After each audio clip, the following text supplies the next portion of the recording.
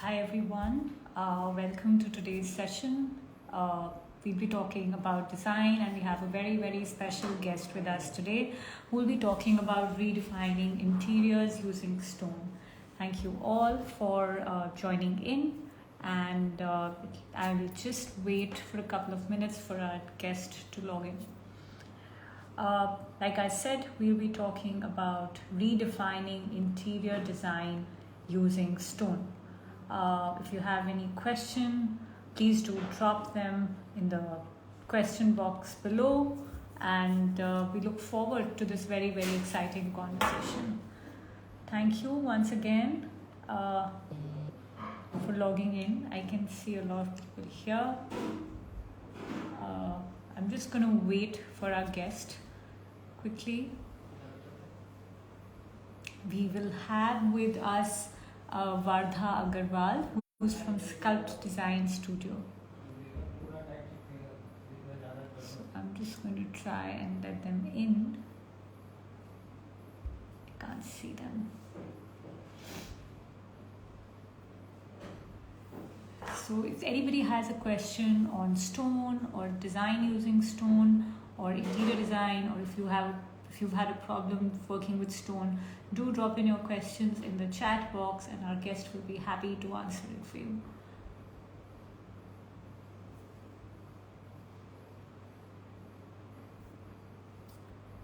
Just going to wait for them to join in. I can't see her for some reason. Yes. So just bear with me for another minute. I already see her online, and hi. Hi, Tanya. Hi, how are you? I'm good. How are you? All well, thanks. Can you hear me clearly? Yeah, I can hear you. Okay, great. So we'll quickly get started, Vardha. I think we've had questions and an audience waiting for us. So thank you very much, first of all, for being part of the Let's Talk Design series by Class Marble. I'll quickly introduce you to our audience, and then I'll introduce the topic as well. So we have with us Vardha Agarwal, who's the co-founder and principal architect of Sculpt Design Studio. She's a graduate from IP University and focuses on design and ultimate client satisfaction for every project. Her expertise in intricate detailing and critical thinking for design and experience makes the studio's work very unique. So thank you, Vardha. We'll be talking about redefining interior design using stone, and it'll be great if you can share some of your experiences and insights with us. So my first question to you is, what are the qualities of natural stone that make it a very elegant choice for interior design projects as compared to other materials? Okay, so I personally feel like the natural occurrence of the stone makes it a perfect choice and elegant than any other material.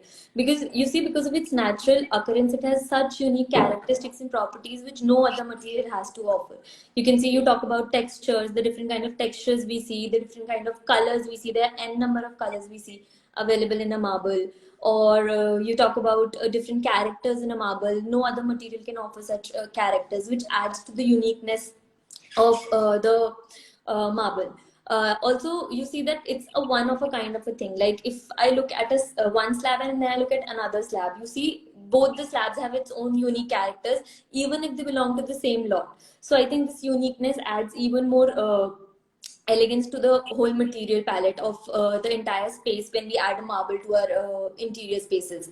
And also, I think because of the long like low maintenance property of the marbles, the elegance also lasts longer compared to any other material. So this is also added benefit in terms of when we use marbles in our interior spaces.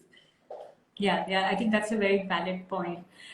Could you share sort of new ways in which you have used stone in interior design projects? Like I personally love to use stone a lot in my projects. So I think like apart from flooring, like which is a very common use, but in flooring also you see we can create very different unique patterns out of stone rather than just laying it simply. But yes, apart from that, I love using stone for my wall panelings. I love using stone for my vanity basins to create wash basins, vanity counters out of it, because it, you know, uplifts the whole aesthetic of the washrooms and add an edge to the whole space. And I think the third one would be furniture, because of the versatile character and properties that the stone has to offer and the new technology that we have nowadays. I think we can create a whole lot of unique and beautiful pieces of furniture. And I think not just furniture, even, you know, art pieces, sculptures. You can carve a sculpture out of a whole block, not just a slab. We can consider it as a whole block also. So I think these are like the three or few things that I love to use marble in. Yeah, great. I think stone can manifest as art actually if Yeah. you sort of play with it. So our next question to you is, where does natural stone position itself in the scheme of strength and durability, for interior design projects? I think this is a question you can ask to anybody, and they'll say that it's a 10 on 10 in terms of strength and durability. Like, even our clients, not just us, even our clients also say, like, ma'am, do provide us like the countertops, the tabletops, maybe the nightstands, the sideboards in marble, because, you know, they are scratch free. They doesn't have any chipping on the edges of it, which I do face problems in other materials also. So in terms of strength and durability, I think it's a 10 on 10. And in even in terms of flooring also, when some of my clients suggest to go for tiles, I do suggest them it's a better choice. Like in the initial stage, you're spending maybe a little more, but in the longer run, you will be more. It will be more beneficial for you also, because you know if something heavy falls on a tile, it usually cracks down, and also you know the scratches problem is there with tiles also. But in case of marble, even if after the gloss polish some scratches appear, you can repolish that, because we have an option of that thing. But so I think in terms of strength and durability, it's like it has an edge over any other material. Are there any cons or any challenges that one should be mindful of when they're using natural stone? I think while laying, there are certain things one should keep in mind, like the base that you're laying beneath, or the chemicals that are using, or the the contractor that is laying in this the stone should be skillful and efficient in his work. Otherwise, you see, you face a lot of problems in marbles also. And the polishing work done should be like the contractor should be efficient enough to lay down the stones, and the polishing should be done properly, so to avoid any further you know scratches or all those problems in a later stage. Right. How do you think stone responds or accentuates, other design materials when used in combination with other design materials? How does stone respond to a mood or a material code? So I think like whether like me personally creating a very warm and an inviting space, or if I want to create a very dark and a dramatic palette, I think stone, you know, plays well in every design need. But not only just that, it plays well with other materials also. Like if I want to place it with natural materials like veneer, or maybe natural wood, or not just natural materials, even solid colors, or like texture paints, it goes really well with those materials also. Like maybe I've created a very, for example, a very monotone palette with solid colors, natural hues to it, and I just add a small piece of stone to the mood board. I think it changes the whole game. You know, it uplifts the whole thing, and it adds so much character because of its own uniqueness and character to it. It accentuates the whole mood board to a different level. Right. How do you depict sort of personalities, right? And stone is a reflection of your personal style. How does one depict their individual style or personal touch when you're selecting stone for your own personal space? I personally have a very people centric approach. So I think, you know, while designing spaces, you should do take care of the fact that you're designing spaces for people, you know, their own personal spaces. So that space should have their own personality. That space should resonate with their personalities. So I think, like you, like having said that, I would say like people have personalities. I feel stone too do have personalities. Like if maybe I have a client who's like very full of life, who's an extrovert, I feel he'll be attracted more towards dark colors, some eye catchy stones with loud patterns on it. Where on the other hand, if I say, if I have someone very calm, very composed, or an introvert person, he will be attracted more towards the natural hues, maybe a stone who has like more uniform grain to it, or maybe more, soft patterns to it. So I think these things, while the whole designing process lets us know and gets an insight of the client, and then like while we are picking or selecting the stone for a particular site, this helps us in selection of a material which resonates with their personality, and then ultimately that whole space has the vibe of their own personal self. Yeah. So, how do you, I mean, once you've sort of figured out the stone, how do you think the use of stone also differs from, you being used in residential spaces versus commercial spaces versus even hospitality?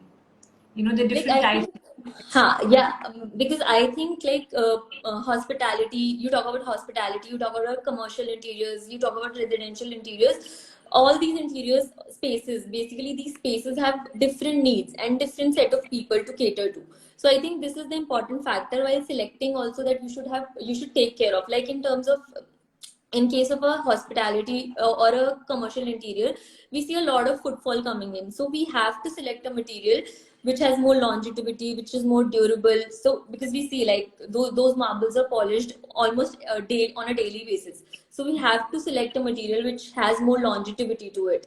And while in case of like personal spaces, personal residences, I feel that we know that it will be well taken care of. You do not need to polish it on a daily basis. Nobody can do it in their personal spaces. So I think this is an important factor.